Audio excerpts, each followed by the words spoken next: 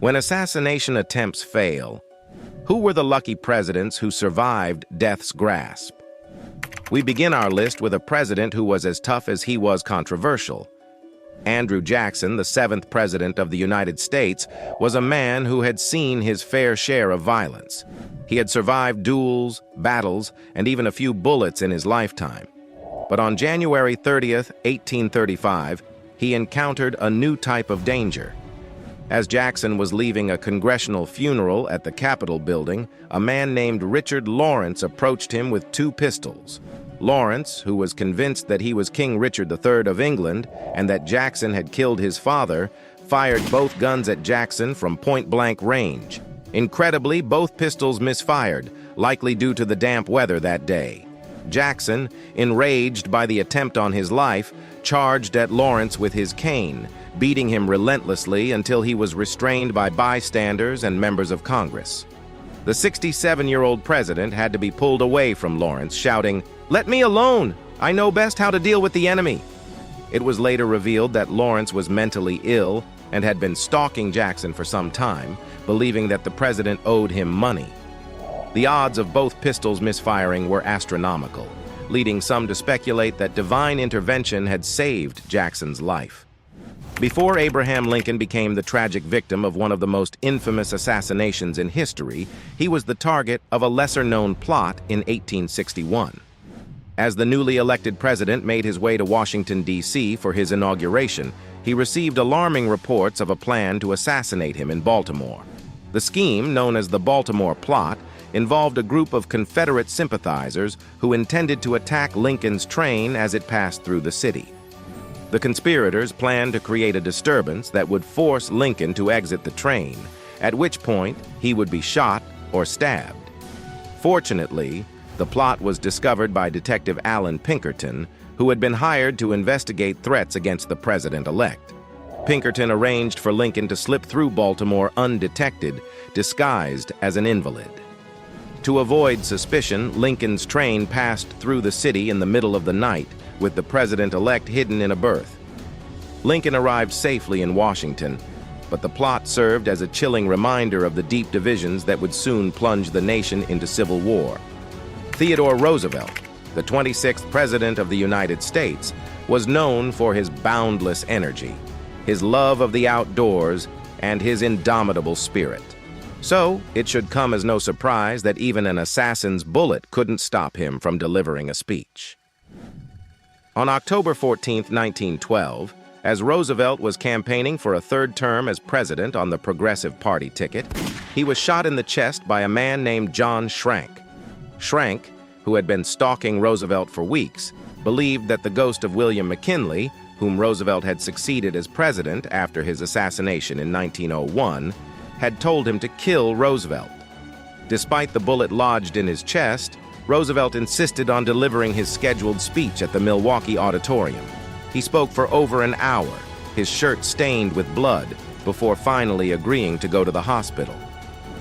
"Ladies and gentlemen," he began, "I don't know whether you fully understand that I have just been shot, but it takes more than that to kill a bull moose."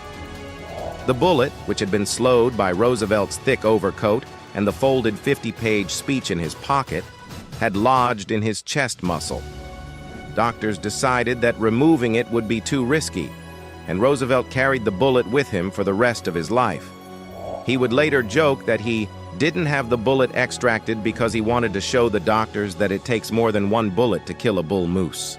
Just weeks before his inauguration in 1933, Franklin D. Roosevelt was the target of an assassination attempt that nearly claimed the life of a beloved Chicago mayor and changed the course of American history.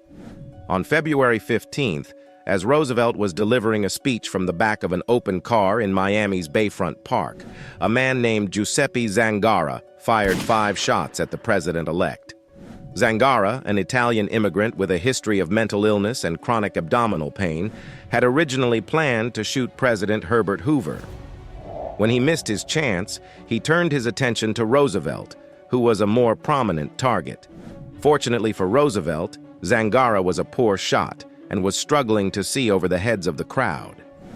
None of the bullets struck the president-elect, but one of them hit Chicago Mayor Anton Cermak, who was shaking hands with Roosevelt at the time.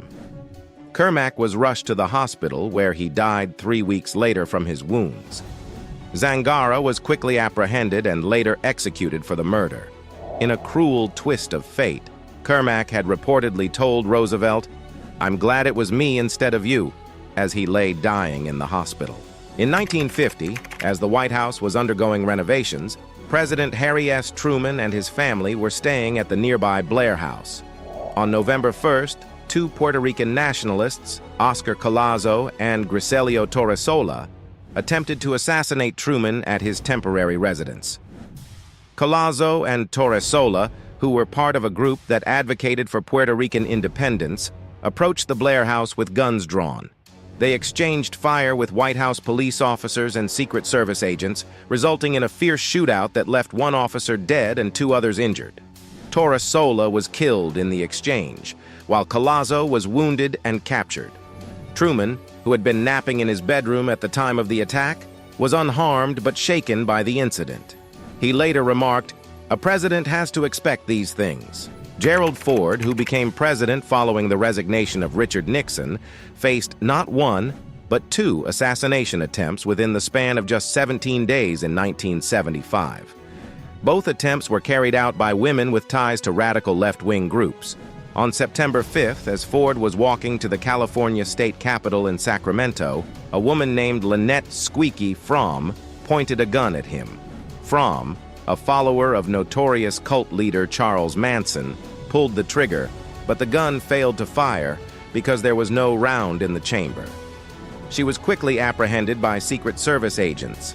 Just over 2 weeks later, on September 22nd, Ford was again targeted, this time in San Francisco. As he was leaving the St. Francis Hotel, a woman named Sarah Jane Moore fired a shot at him from across the street. The bullet missed Ford's head by just a few feet and instead hit a building, ricocheting and slightly injuring a bystander.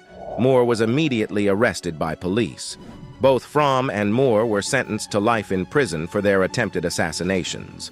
Ford, known for his good nature and sense of humor, reportedly quipped, "I am very glad that I was not hit, of course, but I have often wondered about the 2 women who did the shooting. I just hope they weren't Democrats." On March 30th, 1981, just 69 days into his presidency, Ronald Reagan was shot by a mentally disturbed man named John Hinckley Jr. outside the Washington Hilton Hotel. As Reagan was leaving the hotel after delivering a speech, Hinckley fired 6 shots from a .22 caliber revolver, hitting the president, Press Secretary James Brady, Secret Service agent Tim McCarthy, and police officer Thomas Delahanty. One of the bullets struck Reagan in the chest, puncturing his lung and missing his heart by less than an inch. Despite the seriousness of his injuries, Reagan remained in good spirits, reportedly quipping to his wife Nancy as he was being wheeled into surgery, "Honey, I forgot to duck." Reagan made a remarkably swift recovery and returned to the White House just 12 days after the shooting. However, the assassination attempt had far-reaching consequences beyond the president's health. James Brady, who was shot in the head and suffered permanent brain damage, became a prominent advocate for gun control, and the Brady Handgun Violence Prevention Act, which mandated federal background checks on firearm purchasers, was named in his honor. So the next time you hear about a presidential assassination attempt, whether successful or not, take a moment to reflect on the incredible sacrifices and acts of heroism that have helped shape the course of American history. And if you've enjoyed this thrilling journey through some of the most shocking moments in the annals of the presidency, be sure to like and subscribe to Journey Across History Official for more captivating tales from the past. Until next time, thanks for watching.